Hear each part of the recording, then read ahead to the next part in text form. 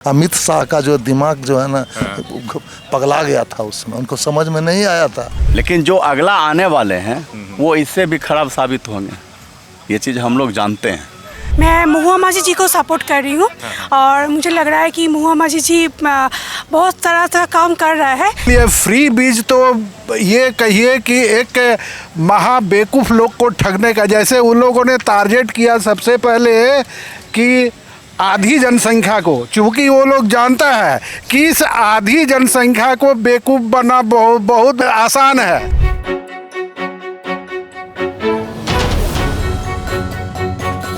जोहार, नमस्कार। मैं श्वेतांक और आप देख रहे हैं सफ़र चुनाव का रांची अपडेट्स के साथ।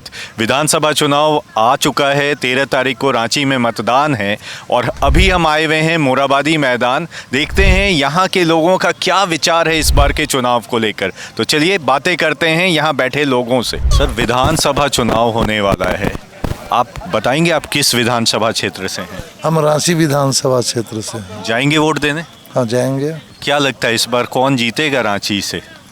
देखिए, ये तो अपने विचार की मत है, लेकिन हम लोग तो भाजपा ये हैं, भाजपा को देंगे वोट। पिछली बार सीपी सिंह जी बहुत कम मतों के अंतर से जीते थे, इस बार क्या लग रहा है? देखिए, प्रत्याशी जो है एक रहने से लोगों को दिमाग में बैठ जाता होगा। और महुआ माझी भी जो है बहुत मेहनत की थी, लोगों के जन जन के समीप पहुंची, लोगों का विचार समझ में आया। ये पढ़ी लिखी 6 बार से विधायक हैं सीपी सिंह जी। क्या आपको लगता है कि जो काम हुआ विधानसभा क्षेत्र में वो उस लायक है कि नहीं? कि पहले से कांग्रेसियों से जब मोदी जी की सरकार आई है तो हम लोग तो क्वालिफाइड आदमी जो हैं, हम लोग देखते हैं कि कौन व्यक्ति क्या कर रहा है। मोदी जी तो केंद्र में। हाँ, तो एक देखिए, जब आपका घर का प्रधान ठीक है, प्रधान व्यक्ति अगर आपका ठीक है तो घर का सभी सदस्य जो है उसके अनुकूल चलना चाहेगा। आपके हिसाब से मोदी जी बिल्कुल ठीक है? हाँ, तो उनको तो वोट मिलनी चाहिए। तो फिर झारखंड में क्यों गड़बड़ हो रहा है? आप घर ये अपने हिसाब से कर लिया है।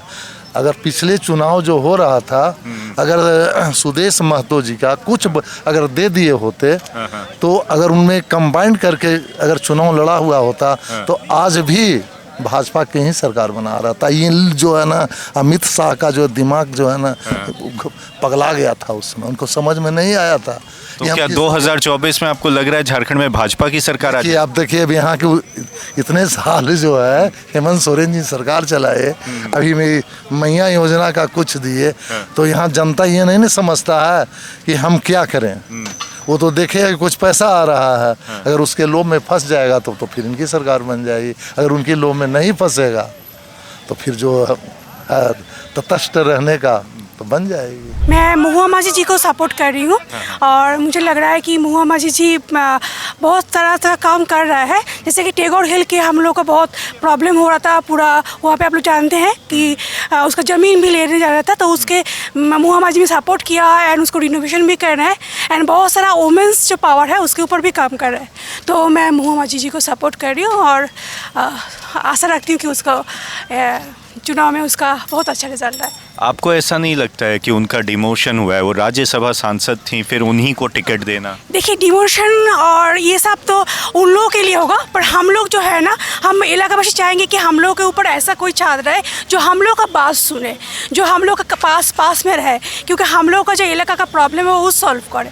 तो इसलिए मुझे नहीं लगता कि डिमोशन या फिर, क्योंकि हम लोग का जो बात है सुनने के लिए कोई चाहिए, दूर से तो सुनाई नहीं देता है। तो क्या सीपी सिंह जी आप लोगों की बात नहीं सुनते हैं? नहीं, ऐसा बात नहीं है। Actually as a women power मैं उनको सपोर्ट कर रही हूँ, ऐसा तो बात नहीं है। मैं किसी के बारे में ऐसा नहीं बोल सकती हूँ क्योंकि ये बहुत बड़ा केस है। किसको मैं मतलब सपोर्ट कर रही हूँ, मैं इसके बारे में बात कर सकती हूँ। आपको लगता है इस बार वो जीत जाएंगी? होप फॉर द बेस्ट, क्योंकि ये बहुत बड़ा खेल है।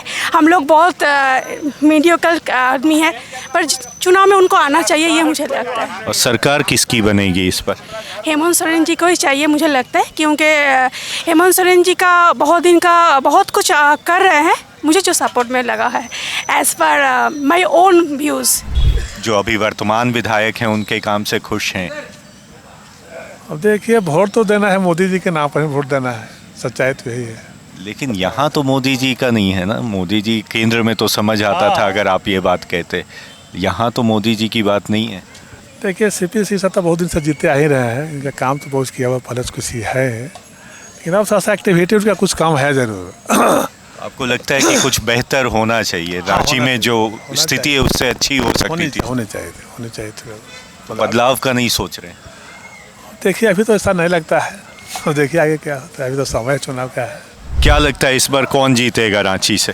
देखिए जीतने हारने की बात तो अलग है, उस पर मैं उतना बड़ा राजनीतिक पंडित नहीं हूँ, पर इतना ज़रूर कहूँगा कि जो राजनीतिक पार्टी सब बड़ा बड़ा वादा कर रहा है कि हम ये देंगे वो देंगे, लेकिन अभी रांची का जो कॉमन एमिनिटीज़ देखिए वो इस तरह से चरमरा गया है। किसी रोड में जाइए तो गंदगी का अंबार लगा हुआ है, गंदगी उठ नहीं रहा है। लोग कह रहा है बिजली देंगे तो ये देंगे, सबसे पहले तो है जी डेंगू मलेरिया से बचाइए। तो क्या आप जो फ्री बीज जो मुफ्त में बांटा जा रहा है उससे बिल्कुल नाखुश हैं? बिल्कुल बिल्कुल, ये फ्री बीज तो ये कहिए कि एक महा बेवकूफ़ लोग को ठगने का, जैसे उन लोगों ने टारगेट किया सबसे पहले कि आधी जनसंख्या को, चूँकि वो लोग जानता है कि इस आधी जनसंख्या को बेवकूफ़ बनना बहुत आसान है, थोड़े जो अदर आधी जनता है वो थोड़ी होशियार है। तो क्या अगर हम आपकी बात से निष्कर्ष निकालें तो रांची शहरी क्षेत्र में जो स्थिति है शहर की, उससे आप बिल्कुल खुश नहीं हैं और आप चाहते हैं कि उसमें सुधार हो? बिल्कुल गंदगी भैया, देखिए हम लोग भी कहीं कहीं घूमते हैं, इसी के साथ जिस जिस स्टेट का जन्म हुआ वहाँ आप चले जाइए और उनकी राजधानियों को देखिए तो ज़मीन आसमान का अंतर है। मैं समझता हूँ कि आप इससे सहमत होंगे। तो वो तब है जब हमारा स्टेट क्या है, जिस समय अलग भी हुआ था उस समय इसका पॉजिटिव बजट था, काफ़ी पैसा था, और उस समय इस समय की बात छोड़िए, यहाँ जो खनिज है वो जो रॉयल्टी में लोग कहते हैं कि इतना करोड़ और इतना लाख करोड़, इतना ये करोड़, वो करोड़ करोड़ मेरे ये कहिए कि संपदा का ये खान है, और यहाँ ये स्थिति है, इसको सबसे शीर्ष पर होना चाहिए। हम कांके विधानसभा से हैं। कांके विधानसभा 13 तारीख को वोटिंग है, आप जाएंगे वोट देने? हम जाएंगे, मेरा अधिकार है। क्या लगता है इस बार कौन जीतेगा वहाँ से? देखिए जीतने का तो बीजेपी ही जीतेगी, है ना, और हम लोग मजबूर हैं उसको देने के लिए।